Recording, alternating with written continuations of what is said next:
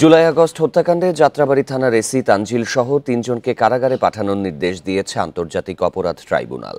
আন্তর্জাতিক অপরাধ ট্রাইব্যুনালের চেয়ারম্যান বিচারপতি গোলাম মর্তুজা মজুমদারের নেতৃত্বে ৩ সদস্যের বেঞ্চ এই আদেশ দেন। উত্তরার একটি হত্যা মামলায় কনস্টেবল হোসেন আলীকে ৩রা মার্চ ও সহকারী কমিশনার তানজিল আহমেদ এবং কনস্টেবল আকরাম হোসেনকে আগামী ৫ই মার্চ হাজিরের নির্দেশ দিয়েছে ট্রাইব্যুনাল। গত ২০ জুলাই যাত্রাবাড়ী এলাকায় ছাত্র ইমাম হোসেন তাইম হত্যা মামলায় ওই জোনের তখনকার পুলিশের সহকারী কমিশনার তানজিল আহমেদকে ২০ জানুয়ারি ট্রাইব্যুনালে হাজির করার নির্দেশ দেয় ট্রাইব্যুনাল।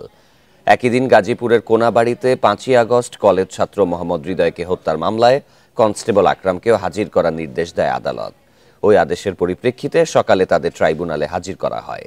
এছাড়া উত্তরায় একটি হত্যা মামলায় কনস্টেবল হোসেন আলীকে ট্রাইব্যুনালে হাজির করা হয়।